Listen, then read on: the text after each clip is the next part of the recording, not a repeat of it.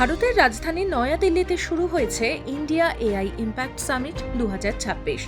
এই ঐতিহাসিক মুহূর্তকে চিহ্নিত করতে দুবাইয়ের বুর্জ খলিফা আলোকিত হয়েছে ভারতীয় তেরঙ্গায়। বৃহস্পতিবার 19 ফেব্রুয়ারি নয়াদিল্লির ভারত মণ্ডপমে অনুষ্ঠিত ইন্ডিয়া এআই ইম্প্যাক্ট সামিট 2026-এ বিশ্ব শিল্প ও প্রযুক্তি নেতাদের উদ্দেশ্যে ভাষণ দেন প্রধানমন্ত্রী নরেন্দ্র মোদী। এই উপলক্ষে বিশ্বের সবচেয়ে উঁচু ভবন দুবাইয়ের বুর্জ খলিফা ভারতীয় তেরঙ্গার আলোয় আলোকিত হয়। ইউনাইটেড আরব এমিরেটসে ভারতীয় দূতাবাস এটিকে উল্লেখ করেছে ইন্ডিয়া ইউএই অংশীদারিত্বের শক্তিশালী প্রতীক হিসেবে।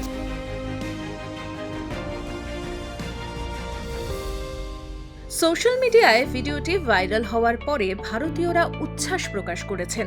কেউ বলেছেন এটি ভারতের জন্য গর্বের মুহূর্ত, আবার কেউ লিখেছেন এটি দুই দেশের সম্পর্ককে আরও দৃঢ় করবে। দিল্লির ভারত মণ্ডপমে ইন্ডিয়া এআই ইম্প্যাক্ট সামিট 2026-এ অংশ নিয়েছেন বিশ্বের শীর্ষ প্রযুক্তি নেতারা। একই মঞ্চে প্রধানমন্ত্রী নরেন্দ্র মোদী আবুধাবির crown prince Sheikh Khaled bin Mohamed bin Zayed Al নাহিয়ানের সঙ্গে দ্বিপাক্ষিক বৈঠক করেছেন। এই বৈঠকে ইন্ডিয়া ইউএই সম্পর্ক আরও দৃঢ় করার লক্ষ্যে প্রযুক্তি, বিভিন্ন পরিকল্পনা ও বিনিয়োগের নানা দিক নিয়েও আলোচনা হয়।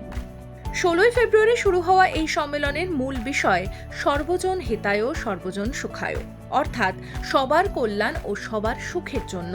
প্রধানমন্ত্রী মোদী তুলে ধরেন ভারতের ডিজিটাল পাবলিক ইনফ্রাস্ট্রাকচার, 1.4 বিলিয়ন মানুষের শক্তি এবং স্টার্টআপ ইকোসিস্টেমকে।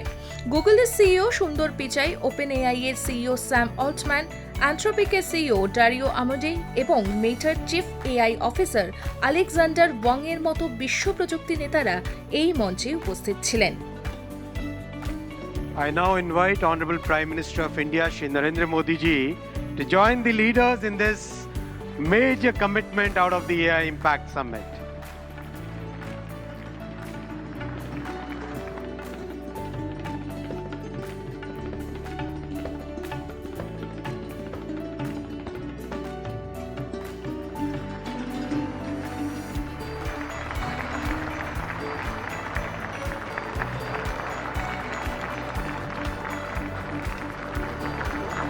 ইন্ডিয়া ইউএই সম্পর্কে নতুন দিক দেখালো এই আলোকসজ্জা।